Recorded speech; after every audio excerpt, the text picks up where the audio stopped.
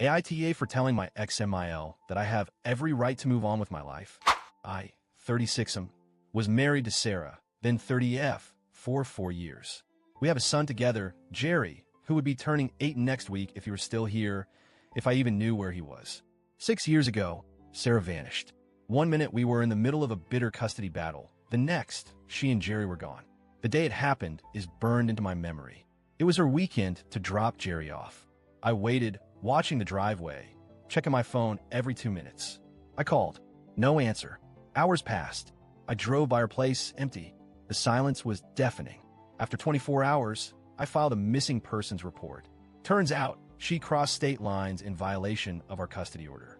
She was charged with parental kidnapping, technically a felony. But despite local police and even the FBI investigating, there's been no trace of them. Nothing. Not a credit card transaction, phone signal, or even a secondhand witness sighting. 5 years later, the case has gone cold. And in our state, one more year of no contact means both Sarah and Jerry can be legally declared dead. But it doesn't feel like death. It feels like a wound that never closes. Sarah and I didn't have a peaceful divorce. We clashed on parenting styles, priorities, custody, everything. I wanted to be in Jerry's life as an equal parent, not a visitor. She didn't take that well. When I filed for 50-50 custody, I think something in her snapped. Maybe she felt like she was losing control. I don't know. She was supposed to drop Jerry off on Sunday night. When she didn't, I assumed there was traffic or an emergency. But an hour became 2. 2 became 8. I drove to her place. Empty. The landlord said she had moved out earlier that week. I filed the missing persons report within a day. The police took it seriously, especially since we had a custody order in place. When they realized she had likely crossed state lines with Jerry without permission, it became federal. That led to an FBI investigation. But nothing turned up. It was like she'd evaporated into thin air. At first, I was desperate. I called every hospital, women's shelter, and airport. I scoured Facebook groups, Reddit threads, even dark web forums. Every possible lead led to a dead end. No passports flagged, no social security activity, no credit reports. It was like they just vanished. And so began the long wait. The ache that creeps into your bones. The birthdays missed. The holidays spent staring at an empty chair. Grief without closure is its own kind of torture. Grieving someone when you don't know if they're gone is the cruelest kind of pain. The first 2 years, I couldn't function.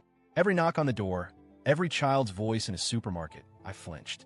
I still remember standing in line at the DMV and hearing a little boy say "Daddy" behind me, and my knees nearly buckled. It wasn't Jerry, of course, but my brain wanted it to be so badly. I kept the same phone number, left his room untouched. I worked with police, private investigators, even a couple of online communities dedicated to missing persons. My ex-MIL, Sarah's mom, was incredibly supportive through all of this. We'd call each other every few months, trade possible leads, grieve together. She loved Jerry, and she missed him too. But after 5 years, something shifted. I started seeing a therapist. I started sleeping again. I still miss my son every single day, but I realized I couldn't keep putting my life on hold forever for a maybe. I wasn't betraying Jerry by breathing again. I was honoring the part of him that gave me joy, that taught me what love really is. About 6 months ago, I started dating someone. She knows everything. She's kind, patient, and doesn't try to fix me. She just lets me exist, finally, as a whole person again.